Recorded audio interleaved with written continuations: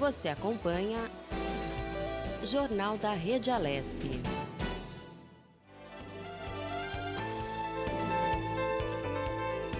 Estamos de volta, esse é o Jornal da Rede Alesp. Hoje é quinta-feira, estamos aqui trazendo as notícias do Parlamento Paulista. Eu, Guga Mendonça, e aqui ao meu lado, a Melissa Araújo. É isso, Guga. Bom dia para todo mundo que está em casa, que começou a nos assistir agora. Um ótimo dia para todos. Vamos de notícia. A Secretaria de Turismo de São Paulo liberou em 2020 33 milhões e 300 mil reais para obras e melhorias da infraestrutura turística de 74 cidades. O maior valor mensal do ano de 2020. O repasse é feito pelo Departamento de Apoio ao Desenvolvimento dos Municípios Turísticos. As regiões que receberam mais recursos foram a Baixada Santista, com 8 milhões e 400 mil reais, Campinas, com 7 milhões e 300 mil reais, São José dos Campos, que inclui Litoral Norte e Mantiqueira, com 5 milhões e 400 mil reais, e Sorocaba, com 3 milhões e 700 mil reais. Para a liberação, a pasta optou pelas obras em andamento sem a necessidade de novas licitações, o que, segundo o governo estadual, poderia atrasar o processo nesse momento delicado de queda nas atividades produtivas por causa da Covid-19. Segundo o governo, o valor repassado da Detur em 2020 soma 163 milhões e 200 mil reais, 37,4% a mais que 2019 e o dobro de 2018. O estado tem 70 instâncias e 140 municípios de interesse turístico. E realizada ontem a 90ª sessão ordinária no plenário Juscelino Kubitschek da Assembleia Legislativa, que é transmitida ao vivo pela Rede Alesp, na presidência o deputado Coronel Telhada do Progressistas, que abriu o pequeno expediente para a fala dos parlamentares pelo tempo regimental de 5 minutos. O deputado Sérgio Vitor usou a tribuna para falar da regulamentação da Artesp, do circuito aberto e fechado e as regras do transporte intermunicipal. O que aconteceu em seguida foi que a gente solicitou também, junto à Artesp, uma audiência pública, uma conversa, uma reunião com os diretores, com o presidente e também com representantes das empresas e de diversos atores do setor, para que eles pudessem explicar os seus pontos e por que essa consulta pública, esses 3 pontos em específico da consulta pública, atrapalhariam muito apenas uma parte do setor, não o todo. Essa consulta pública, as medidas em específico, que define 48 horas de prazo para que se tenha a lista dos passageiros, a consulta para que o item que define que a partir de agora só será permitido o circuito fechado, e o terceiro item, que proíbe a customização dos ônibus parceiros. Esses 3 pontos que estão na consulta pública, numa sugestão de portaria, vão atacar a livre iniciativa e a gente queria ser ouvido, a gente queria colocar os pontos do porquê isso é ruim e porquê isso atrapalharia o setor. Bom, tivemos essa reunião junto com a Artesp e eu saí de lá extremamente preocupado. Porque o que a gente ouviu ali, a primeira coisa foi o seguinte: perguntamos para eles, deputada Janaína, o porquê, quais eram as motivações, quais eram as argumentações que defendiam aqueles pontos, aqueles 3 pontos em específico. Porque o sentimento que dá, quando você olha, é bem claro, né? A gente não pode acusá-los de que é direcionado, nem esse é o caso, mas quando você faz o balanço de quem sai perdendo e quem sai ganhando nesses pontos, tem uma parte claramente sai perdendo, que são as empresas de tecnologia, as empresas de inovação, e um que sai ganhando são as empresas já existentes, as grandes empresas que estão ali já operando. E o deputado Castelo Branco falou sobre supostas irregularidades na instalação de radares móveis em vias públicas. Hoje são as irregularidades na instalação de radares na rodovia Comandante João Ribeiro de Barros, que passa lá pela região de Dracena. Se não, vejamos. Desde o ano passado, o presidente Jair Messias Bolsonaro promete acabar com a indecente indústria da multa do Brasil e suspender o uso dos radares móveis, atacando o uso dos diversos formatos. O presidente fez questão de assinalar isso, revoltado, assim como eu, pela quantidade de radares e pela fome arrecadatória que os municípios e o governo do estado têm de multar, multar e multar, de forma maldosa, como nós vamos ver. Aqui, ó, foi publicado em 9 de setembro deste ano a resolução do DETRAN, do Conselho CONTRAN, que altera as regras dos requisitos para a fiscalização de velocidade em vias públicas, acabando com o radar móvel. Estas mudanças atendem à deliberação do presidente Jair Bolsonaro, enviada ao Ministério da Infraestrutura em agosto do ano passado, com o objetivo de desvirtuamento do caráter pedagógico e a utilização arrecadatória dos radares. Pura verdade. O radar que era para fiscalizar e educar a população, não. Ele agora é mais um instrumento caça-níqueis, mais um instrumento para o município e o estado ganhar dinheiro. Só isso. Isso é generalizado no estado. O deputado Carlos Gianazzi usou a tribuna para dizer que protocolou o pedido de impeachment do governador de São Paulo. Ontem, senhor presidente, nós protocolamos aqui na presidência da Assembleia Legislativa um pedido de impeachment do governador João Pinóquio Dória, o desgovernador do estado de São Paulo, por conta de várias irregularidades, de vários crimes de responsabilidade, de afronta à Constituição Federal, à Constituição Estadual, ao ordenamento jurídico, de afronta ao Estatuto do Idoso, né? E esse pedido foi fundamentado, foi organizado por várias entidades representativas dos servidores, muitas delas da educação, que formularam e assinaram ao DEMO, a PAS, o CPP, e várias outras entidades ligadas aos servidores do judiciário, enfim, são inúmeras as entidades que depois eu vou enumerar aqui para que todos tenham conhecimento. E a deputada Janaína Pascoal fez um pequeno protesto em relação aos debates que vêm ocorrendo na capital para as eleições municipais.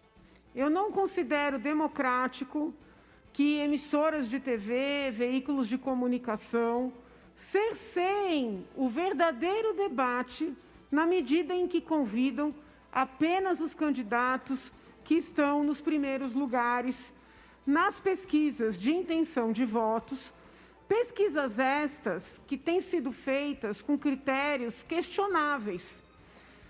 Uma, inclusive, foi suspensa por decisão judicial, e a decisão vem sendo tratada como um ato de censura.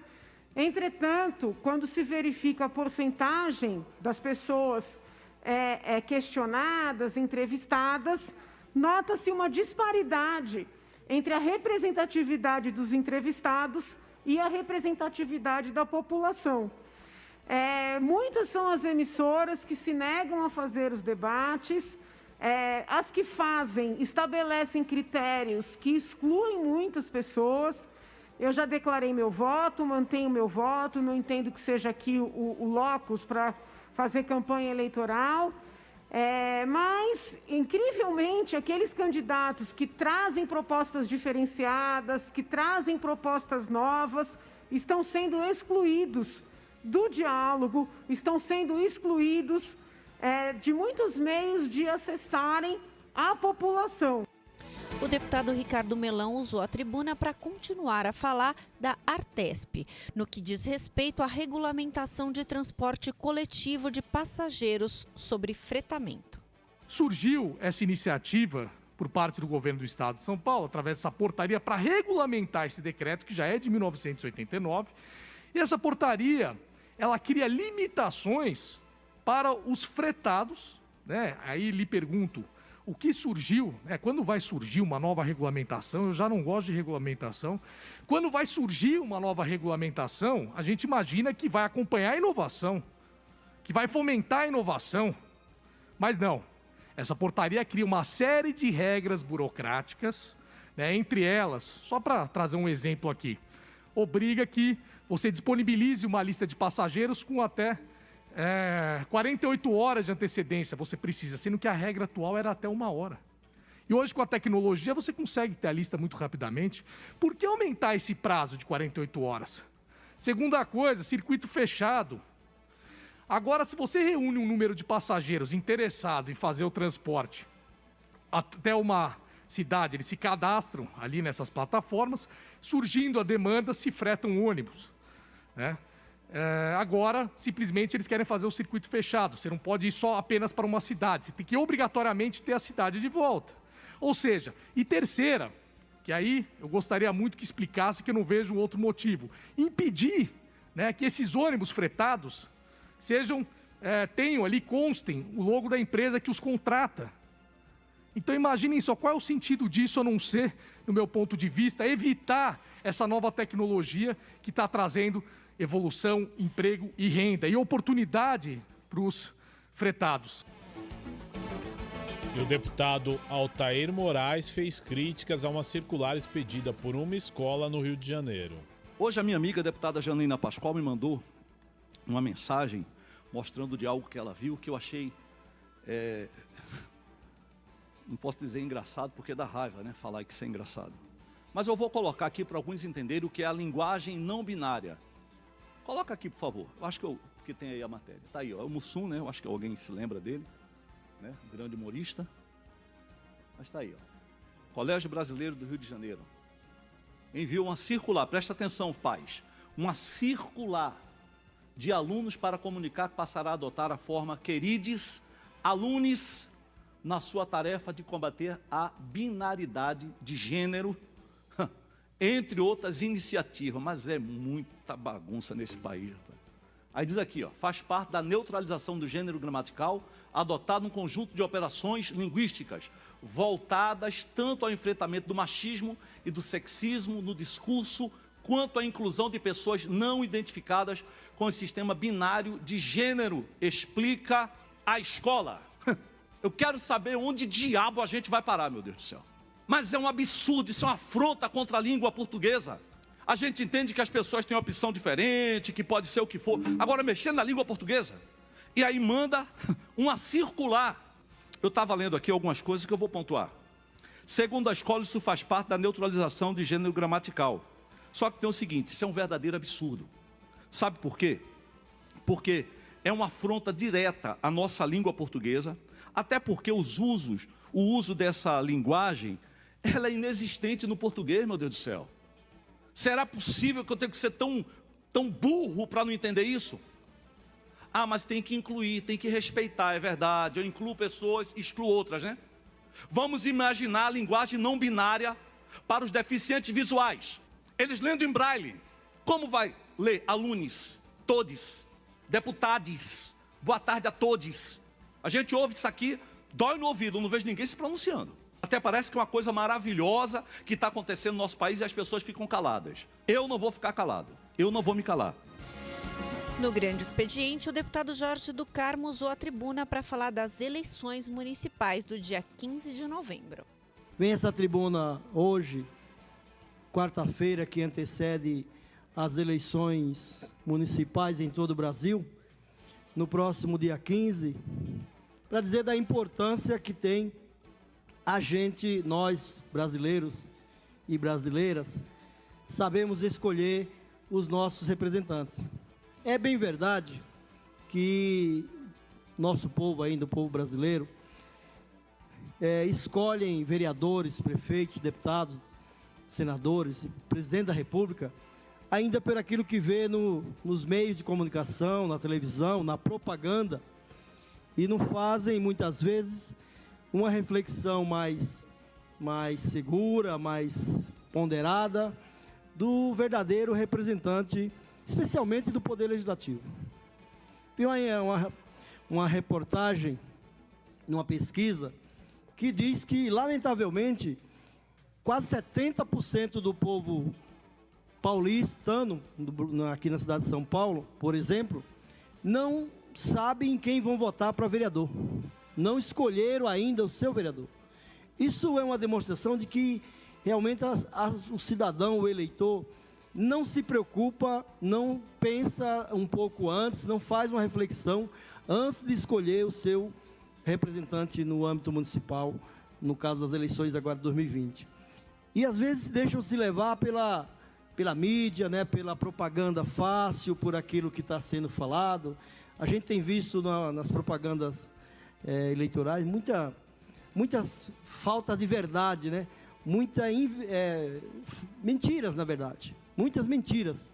E, lamentavelmente, as pessoas, às vezes, escolhem seu representante. Olha, eu vou votar naquele que está bem na pesquisa, porque eu não quero perder o meu voto. Olha só que tipo de escolha. Não pode ser assim. Nós temos que escolher o nosso vereador, ou o nosso prefeito, o nosso representante, seja ele em qual for a esfera, mas escolher de forma consciente. E um novo estudo feito com pacientes internados em um hospital da Espanha que estavam infectados com o novo coronavírus concluiu que 82% deles apresentaram deficiência de vitamina D, aumentando as evidências do papel do composto na pandemia. Embora mostre apenas uma associação e não uma relação de causa e consequência, os resultados sugerem que identificar se há deficiência do hormônio em pacientes com Covid-19 pode ajudar a melhorar o prognóstico.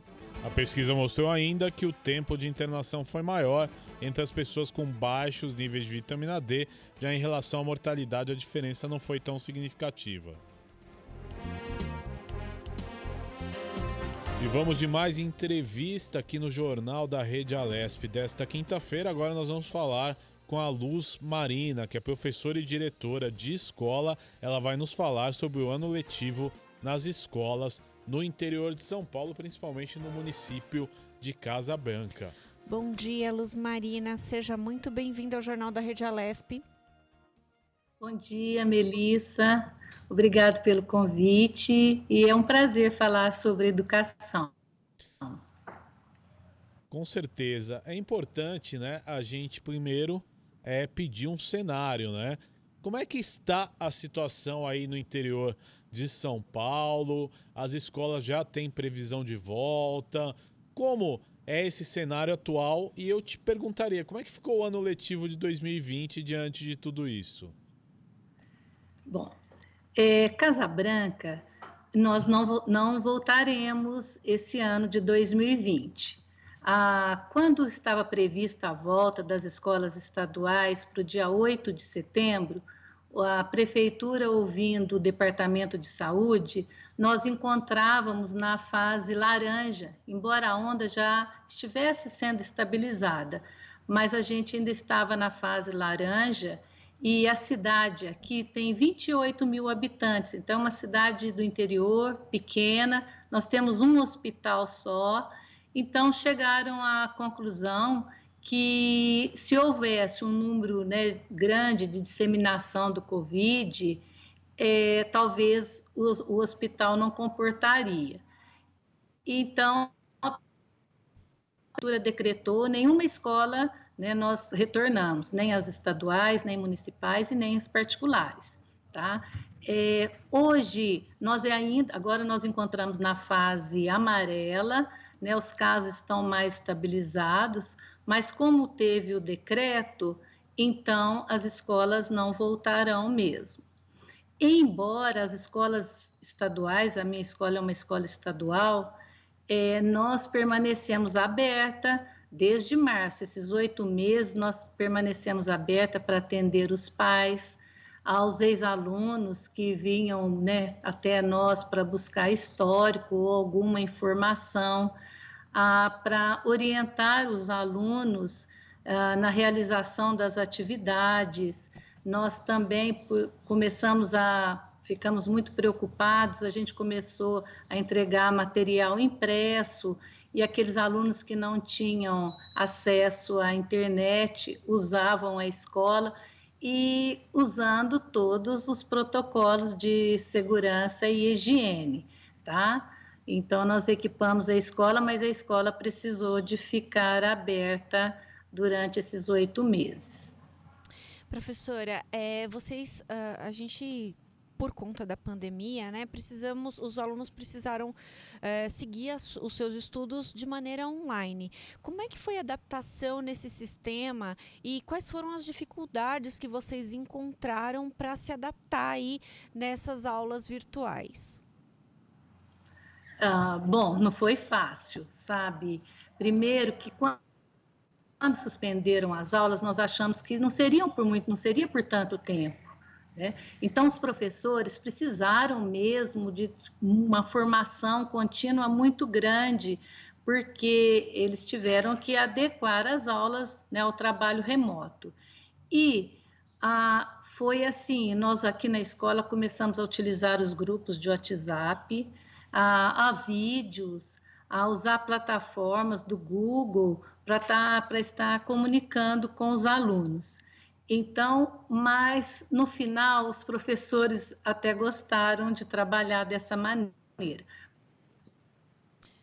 Mas não foi fácil. E os alunos, nós atendemos, embora a escola aqui seja no centro da cidade, é bem central mesmo, mas nós atendemos os alunos de periferia. Nós atendemos 8 bairros, né, periféricos e a zona rural. Então, nós chegamos à conclusão que muitos alunos, embora tenham celular, eles não tinham internet, eles não tinham o hábito de buscar o conhecimento através do aparelho celular e poucos alunos tinham o computador em casa. Não foi fácil, tanto como eu disse, a escola precisou de buscar mecanismos para resolver esse problema. Então, nós começamos a disponibilizar a escola, os computadores da escola, aqui nós temos a sala de informática, a material impresso, grupos de WhatsApp, telefone para falar com os pais. E, assim, na escola pública, do qual eu atendo, não está sendo fácil. Nós estamos assim, nos mobilizando e a cada dia se reinventando. Mas o trabalho está saindo, graças a Deus. Com certeza.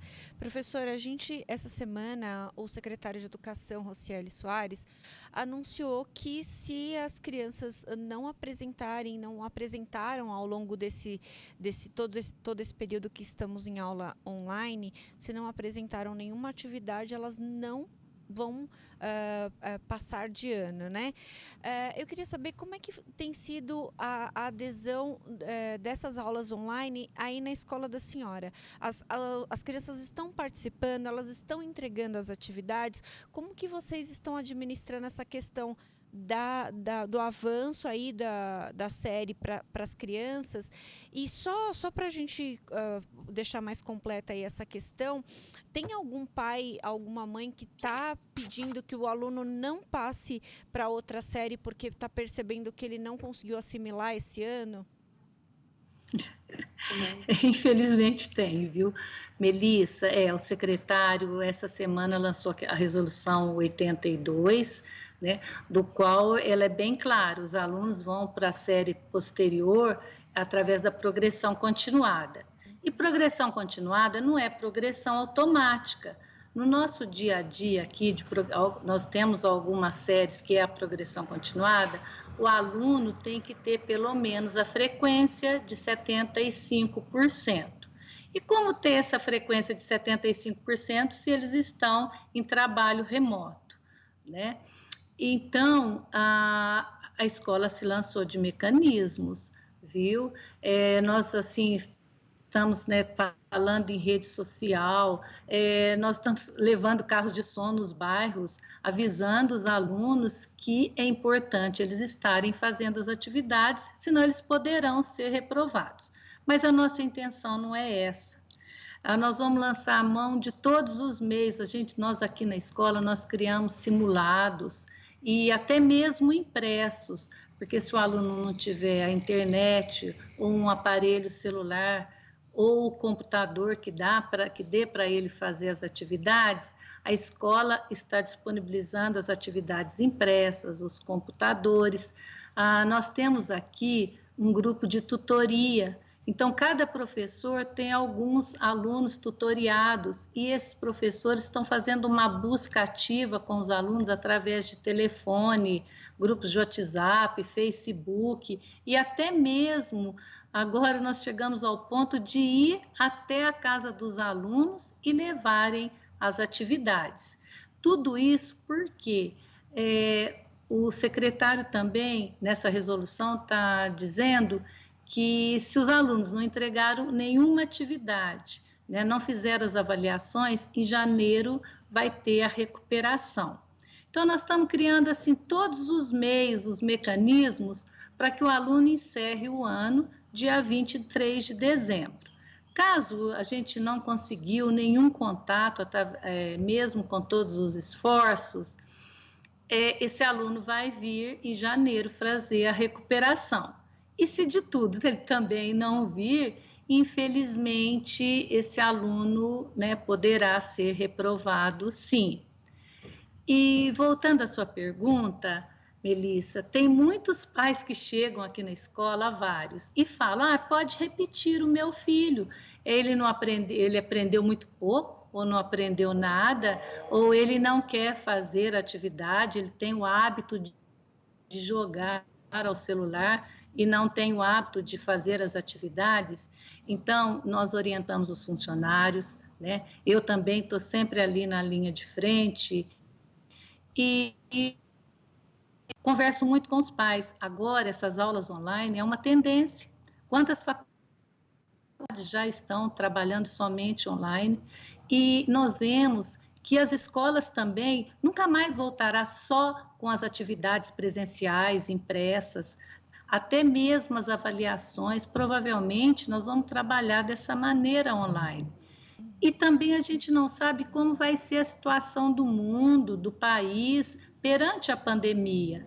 Se houver a vacina, vai haver a volta dos alunos, né? Ou uma volta gradual, a gente não sabe como que ainda está previsto. Mas e se as aulas iniciarem, logo vir outra pandemia, precisar de interrupção, essas crianças vão ficar reprovando, né, todo ano, por quantos anos? Então, a gente orienta muito bem os pais. Olha, você tem que conversar com seus filhos, a escola também está entrando em contato com eles, procurando sensibilizá-los, e não é um momento de desistir.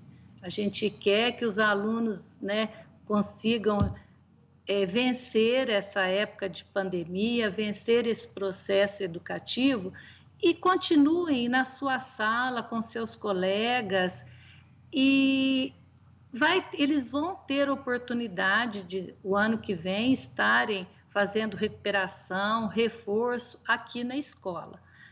Alguns pais aceitam, né, e os alunos voltaram a realizar as atividades. Professora, a senhora falou sobre a questão aí do carro de som, eu achei bastante interessante, porque aqui em São Paulo, acho que seria um pouquinho mais difícil de fazer dessa forma, né? Na cidade do interior, que as pessoas estão ali mais próximas, talvez esse é um meio de comunicação bastante eficiente. Eu queria saber se vocês estão observando já a evasão escolar, alunos que já se declaram que abandonaram a escola. E eu pergunto isso porque a gente aqui em São Paulo, em algumas escolas, observamos isso, principalmente com relação à questão financeira. Alunos que estão deixando a escola para ir ajudar a família a se manter, porque o chefe da família ou os chefes da família perderam o emprego e aí o adolescente, o aluno se viu obrigado a ir contribuir com a renda familiar. Vocês observaram isso também aí em Casa Branca? Melissa, infelizmente, é uma preocupação muito grande. Foi a nossa primeira preocupação, era em relação à evasão. Como as aulas estão suspensas, né, muitos pais voltaram ao trabalho, mas têm filhos pequenos. Então, nós vimos assim que esses pais, né, chamaram os nossos alunos, que têm 13, 14 anos, para trabalhar nas suas casas e olharem as crianças. E esses alunos, às vezes eles vêm à escola e falam, eu não estou fazendo as atividades porque eu estou trabalhando. E a gente está sempre orientando, trabalha, mas chega à noite, vamos fazer as atividades. O trabalho para vocês nesse momento está sendo importante, mas a escola é o futuro de vocês. E alguns ouvem sim, mas a nossa preocupação, e mesmo não só com os alunos que estão trabalhando, a gente tem preocupação com os alunos assim, que simplesmente desistiram e falam que esse ano não vai voltar mais. E a gente sabe, se esse ano não volta, provavelmente o ano que vem também eles não retornarão para a escola. É uma preocupação muito grande, por isso que eu te falei, nós estamos assim com um canal de comunicação direto, os professores estão trabalhando muito com os alunos, com os pais, através dessa tutoria, para que a gente não deixe nenhum aluno para trás e muito menos que esses alunos abandonem a escola. Embora para muitos é necessário sim essa ajuda financeira em casa. Professora, a gente sabe que essa questão da educação é uma preocupação no mundo inteiro, né? Não tem como não ser uma preocupação, porque a gente não vai mandar os filhos para uma situação que eles podem se contaminar ou trazer a contaminação para dentro de casa. Eu queria saber como que vocês estão observando esse risco de contágio aí dentro do ambiente escolar, como estão sendo preparados os protocolos. A senhora falou sobre a questão da vacina, a gente no começo do jornal de hoje falou com um especialista em biossegurança e ele até falou, não é assim, você vai tomar a vacina hoje, amanhã a gente abandona os protocolos de segurança sanitária, tem um processo ainda.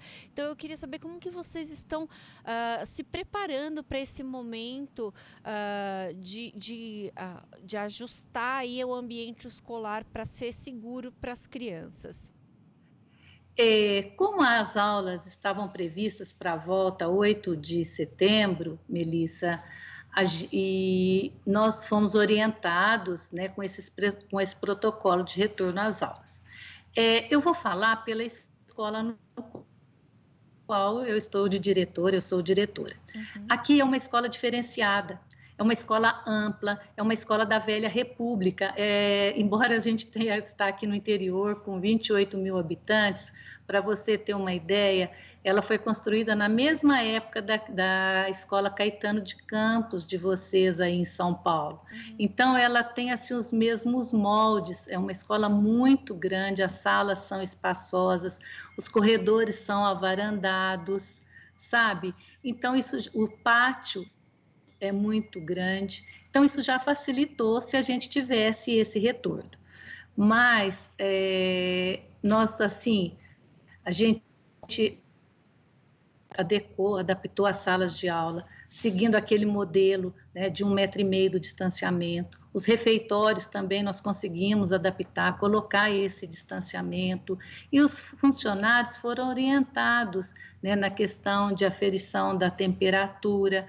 Os professores, né, já estavam com todo um projeto de orientação aos alunos na questão de higiene, da não aglomeração, e o álcool em gel, nós adaptamos a escola inteira com álcool em gel e sabonetes líquidos, né, com cartazes orientando os alunos em relação a bebedouro. Então a escola estava assim, nós estávamos preparados, pelo menos teoricamente, para estar recebendo os alunos. Mas com uma preocupação muito grande, porque caso aparecesse um caso, né, de um aluno apresentando sintomas do Covid, a gente tem que lembrar que as famílias dos nossos alunos, eles trabalham, e às vezes eles trabalham na zona rural, e como que a gente iria proceder com essa criança aqui dentro da escola. Então, a gente ainda tinha muitas preocupações, mas em relação do espaço físico, eu acredito que a escola, né, dentro dos protocolos, nós estávamos preparados.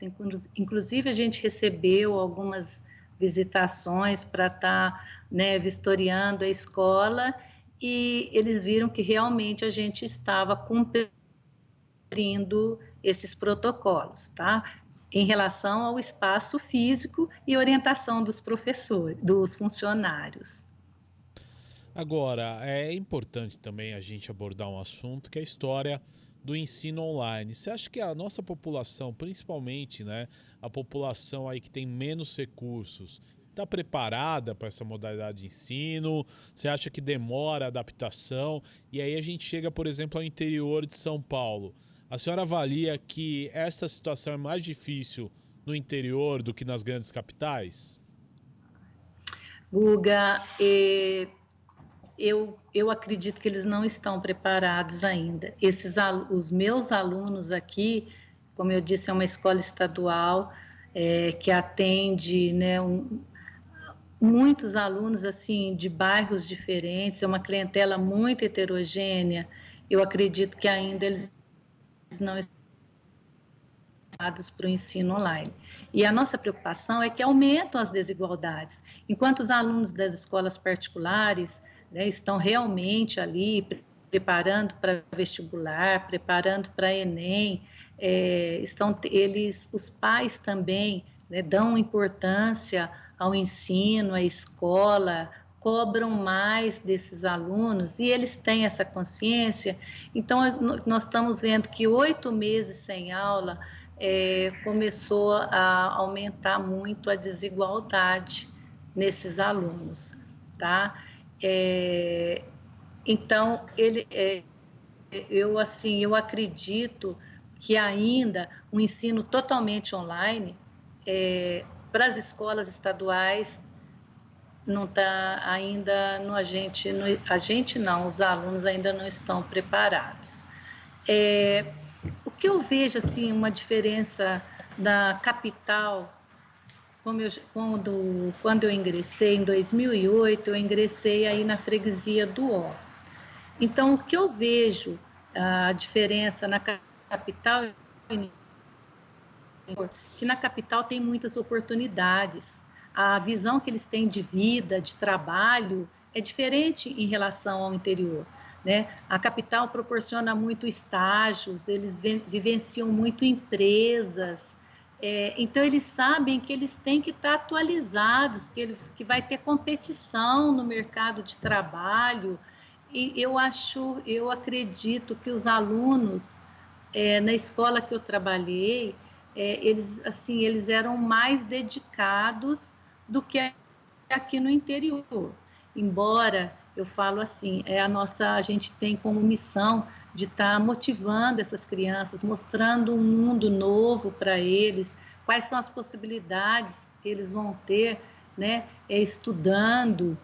E aqui também nós temos uma disciplina que chama Projeto de Vida, no qual a gente está sempre orientando esses alunos que eles têm que ter um projeto de vida, que eles têm que ter perseverança, que eles têm que ter assim, motivação, porque um dia eles vão entrar no mercado de trabalho, eles vão constituir as suas famílias e precisam de ter sucesso na sua vida. Professora, nessa coletiva que o secretário Rosselli fez essa semana, ele colocou que a intenção é fazer uma espécie de um reforço para os alunos. Então, colocar no ano de 2021, duas séries em um ano, né? Vocês já estão se preparando, já tem um cronograma com relação a isso? Vocês já estão fazendo um plano de trabalho para conseguir suprir essa demanda e ajudar esses alunos que eventualmente precisem desse reforço referente a 2020 e efetivamente ingressar na série deles de 2021? Bom, Melissa, esses 2 ciclos é a progressão continuada, no qual eu já falei que o Estado de São Paulo já tem algumas séries, sim, essa progressão continuada. O secretário também, gente, essa semana foi disponibilizado nas escolas estaduais uma avaliação da aprendizagem em processo, que já é hábito das escolas estarem fazendo, ela é uma avaliação bimestral, mas agora, nesse momento, essa vai ser a terceira avaliação que está tendo esse ano. Ela está sendo muito cobrada, porque, inclusive, todas as vezes que houve, ela era uma avaliação impressa, essa é online, tá? Por quê? E ela vai servir já como diagnóstico para a gente começar a fazer o nosso projeto de recuperação para 2021.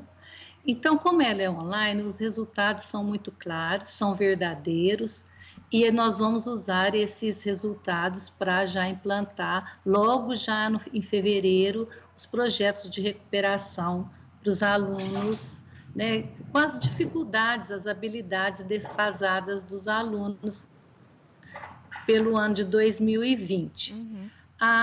Também, gente, o Estado disponibilizou uma plataforma, que é o Centro de Mídias, no qual os professores receberam formação durante esses 8 meses. E uma formação, assim, bem intensa, inclusive dos projetos de recuperação e reforço. Então, aproximadamente, mais ou menos uns 2 meses, já faz uns 2, 3 meses, que os professores estão recebendo formação para estar implantando esse projeto de recuperação a qualquer momento. Então, se houvesse a volta agora em outubro, né, ou em novembro, a escola já iria entrar com o programa de recuperação. É necessário, os alunos vão vir com defasagem, e também, Melissa, eu acredito que não vai ser só um programa de recuperação que vai resolver essas defasagens dos alunos. Por 2, 3 anos, 4 anos, né, talvez essas defasagens serão sanadas, tá? Então, a escola vai ter que utilizar de outras metodologias. Nós temos aqui uma estratégia que a gente chama de agrupamento produtivo, no qual a gente, uma vez por semana, né, por 3 aulas, a gente separa os alunos por habilidades.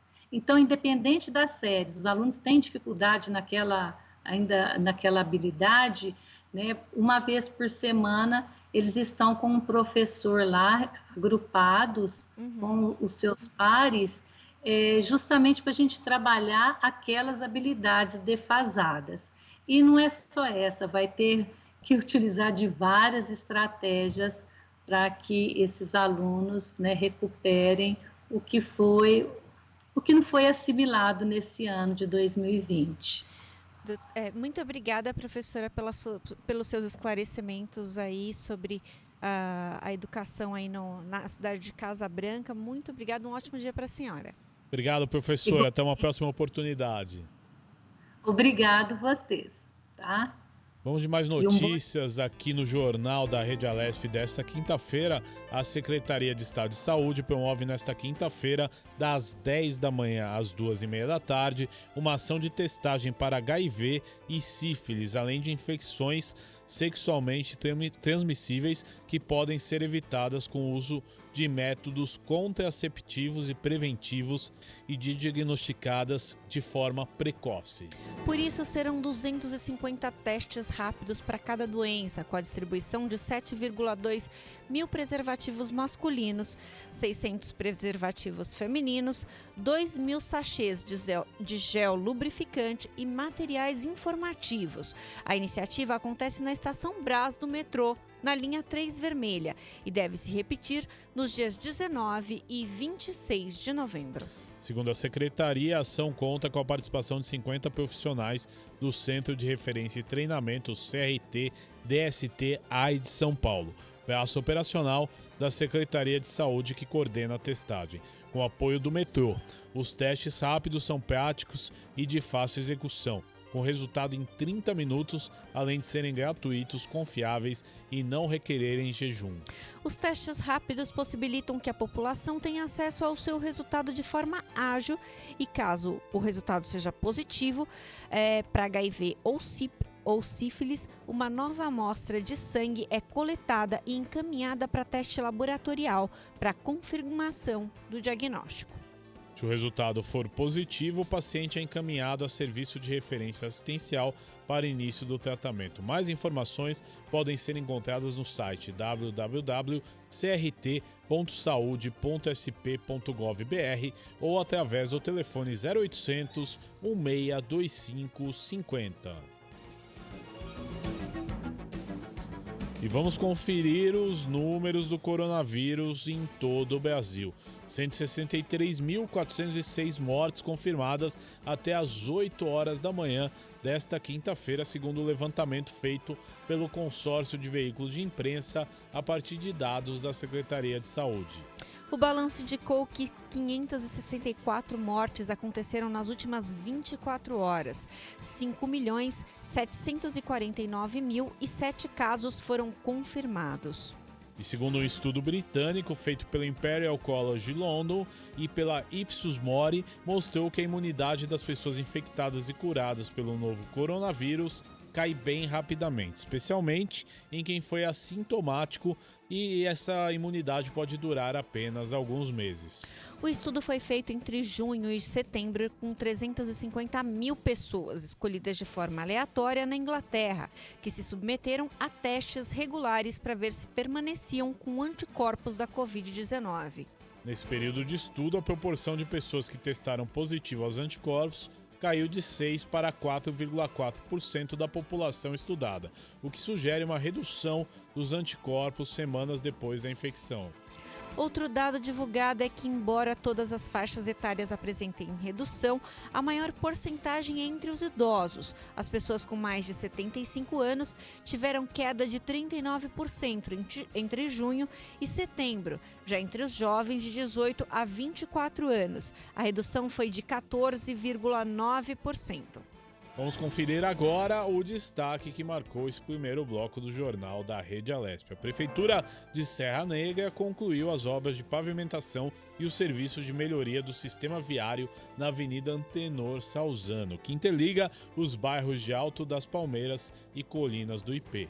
No total, foram investidos R$900 mil, obtidos pela Administração Pública Municipal por intermédio de emenda do deputado Edmir Chedi, do Democratas, ao orçamento do governo do estado. Um investimento importante ao município que o deputado conseguiu liberar com o estado por meio da Secretaria de Desenvolvimento Regional. E o Jornal da Rede Alesp, informando tudo sobre o Legislativo Paulista, vai para um rápido intervalo. Voltamos em instantes, você não saia daí.